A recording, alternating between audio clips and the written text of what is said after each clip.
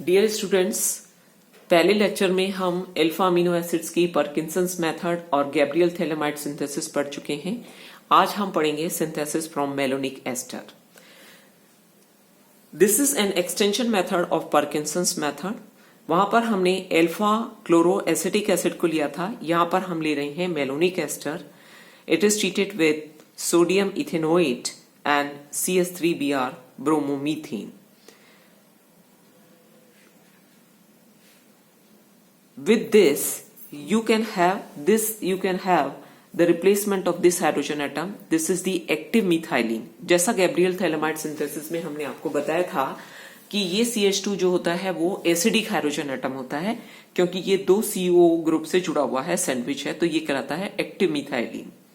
जब sodium ethanoate के साथ इसकी रिएक्शन की जाती है तो एक H C2H5O के साथ मिलकर इथेनॉल निकाल देता है, और यहां पर क्या आ जाता है, sodium positive charge and C negative charge. दूसरे स्टेप में जब CH3Br से इसकी रिएक्शन की जाती है तो वो सोडियम यहां से निकल जाता है, तो यहां पर NaBr यहां पर निकल जाएगा और CH3 ग्रुप जो है वो यहां पर जुड़ जाएगा। अब इस CH3 ग्रुप को जुड़ने के बाद हम KOH से इसका हाइड्रोलिसिस करते हैं, तो KOH से क्या होता है, ये यहां पर हाइड्रोलाइज हो जाता है ये, और यहां पर आ जाते हैं दोनों COOH ग्रुप।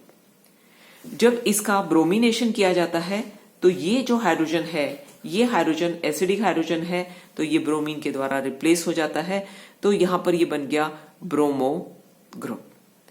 ऐसे कंपाउंड जिसके ऊपर दो COH ग्रुप जुड़ते हैं उनको अगर हम हीट करते हैं तो वो कार्बन डाइऑक्साइड का लॉस करते हैं, तो ये आपके पास बन गया bromo alpha bromo propanoic acid.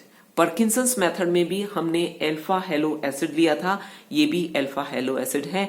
इसकी एक्सेस ऑफ अमोनिया के साथ रिएक्शन की जाती है तो ये HBr निकालता है और ये यहां पर आपको अमीनो प्रोपेनोइक एसिड देता है। So this is in the extension method. इसमें हम एक्टिव मिथाइलिन ग्रुप का यूज करते हुए हम अल्फा ब्रोमो एसिड का सिंथेसिस करते हैं और उसके बाद उसका अमोनोलिसिस करते हैं। नेक्स्ट मेथड जो हम ले रहे हैं वो भी नेम रिएक्शन है, जिसका नाम है स्ट्रैकर्स सिंथेसिस। स्ट्रैकर्स सिंथेसिस एल्डिहाइड की रिएक्शन HCN के साथ की जाती है हाइड्रोजन साइनाइड के साथ, तो साइनोहाइड्रीन बनता है। ये हम एल्डिहाइड और कीटोन की वेल नोन रिएक्शन है और एल्डिहाइड कीटोन में हम पढ़ चुके हैं। इसका जब अमोनोलिसिस किया जाता है तो यहां पर जो OH है वो अमोनिया के साथ H और NH2 निकालता है, ये पानी यहां से निकल जाएगा और यहां पर आ जाएगा NH2CHCN। इस CN का हाइड्रोलिसिस किया जाता है दो बार एसिडिक, तो पहले स्टेप में तो ये CONH2 बनता है, अमाइड बनता है, दूसरी स्टेप में ये COH में हाइड्रोलाइज हो जाता है। इस COOH के हाइड्रोलिसिस से ये किस में कन्वर्ट हो गया, अल्फा अमीनो एसिड के अंदर। तो ये अल्फा अमीनो एसिड जो है वो इस मेथड से भी बनाया जा सकता है, इसको हम कहते हैं स्ट्रैकर्स सिंथेसिस। इसके अंदर हम डायरेक्टली अमोनियम क्लोराइड की NaCN के साथ रिएक्शन करेंगे तो अमोनियम CN और NaCl बनेगा। अमोनियम CN जो होता है वो अमोनिया और HCN का प्रोडक्शन करता है, और यहां पर हम देखें हमने किस किस का रिएक्टेंट के रूप में यूज किया है, HCN का और NH3 का।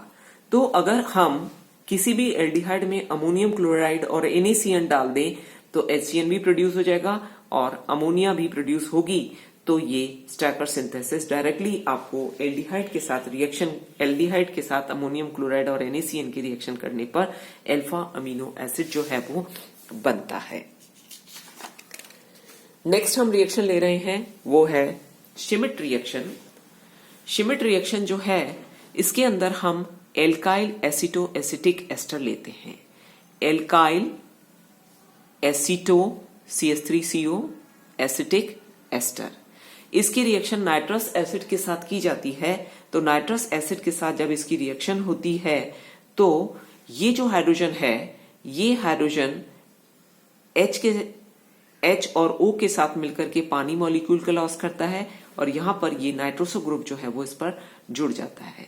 इस नाइट्रोसो ग्रुप का जब रिडक्शन किया जाता है तो यहाँ पर H जुड़ेगा, यहाँ पर H जुड़ेगा, तो ये रिएक्शन जो है वो यहाँ पर ये क्या बना लेती है, NH2CHR ये जो दो रिडक्शन रिएक्शन हो रही है वो जिंक एसिटिक एसिड रिएक्शन के साथ हो रही है, तो ये NH2 यहाँ पे बना लेता है और 2 और H जुड़ करके ये यहाँ से H2O निकल जाता है, यहाँ पर NH2 ग्रुप आ जाते हैं, तो ये 2H प्लस 2H।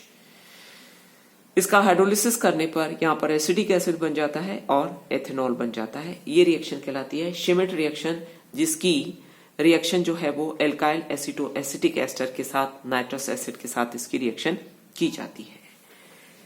नेक्स्ट भी नेम रिएक्शन है जिसे हम कहते हैं कर्टियस रिएक्शन।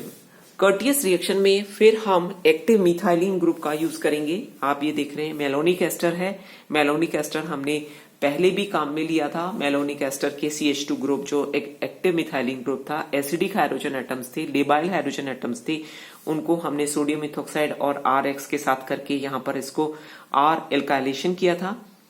जब इसकी KOH के साथ 1 मोल के साथ इसकी रिएक्शन की जाती है तो एक ही एस्टर का ग्रुप जो है वो एसिड सॉल्ट के अंदर बदलता है, RCHCOOET। इसकी रिएक्शन जब एजाइड के साथ की जाती है NH2 के साथ, तो ये हाइड्रोलाइज हो जाता है COH में और यहां पर ये बन जाता है CONH3। CONH3 जब यहां पर ये ग्रुप बनता है तो आगे नेक्स्ट रिएक्शन जो होती है आप ये देख रहे हैं, इसके साथ हमने इसकी रिएक्शन की और उसके बाद हमने HO नाइट्रस एसिड के साथ इसकी रिएक्शन करी, जो ये कर्टियस रिएक्शन के अंदर भी आती थी। इस कर्टियस ये रिएक्शन जो है वो कहलाती है कर्टियस रिएक्शन और इसके अंदर ये एजाइड ग्रुप जो है वो NHCO C2H5 में बदलता है और इसके बाद इसका हाइड्रोलिसिस किया जाता है तो ये यहां से ब्रेकअप हो जाता है, H यहां पर आ जाता है, COH यहां पर आ जाता है, तो ये बन जाता है RCHNH2COH में। ये रिएक्शन कहलाती है कर्टियस रिएक्शन। इस कर्टियस रिएक्शन में हम अगेन मिथाइलिन कार्बन एटम का यूज करते हैं। नेक्स्ट रिएक्शन हम ले रहे हैं Hoffman degradation method. Alpha amino acids can be obtained by the Hoffman degradation method from alpha amido ester by the following process.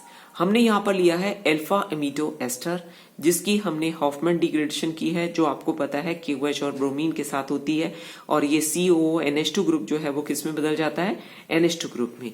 ये वेल नोन रिएक्शन है जिसको हम हॉफमैन डिग्रेडेशन रिएक्शन कहते हैं और इसके बाद इस एस्टर को हम हाइड्रोलाइज कर लेते हैं तो ये COH में बदल जाता है। तो इस तरीके से अल्फा अमीनो एसिड का फॉर्मेशन किया जा सकता है। नेक्स्ट मेथड है डाराप्स्की मेथड और डाराप्स्की सिंथेसिस। इसके अंदर हम किसी भी एल्डिहाइड को साइनो एस्टर के साथ, साइनो एसिटिक एस्टर है ये, इसके साथ इसकी रिएक्शन करते हैं तो साइनो एसिटिक एस्टर में यहाँ पर H2O निकल जाता है और हाइड्रोजन गैस निकल के प्रेजेंस में करते हैं तो जो यहाँ पर डबल बॉन्ड आया था H2O निकलने के बाद CH डबल बॉन्ड C वो रिड्यूस हो जाता है और वो बदल जाता है CH2CHCnCOH में।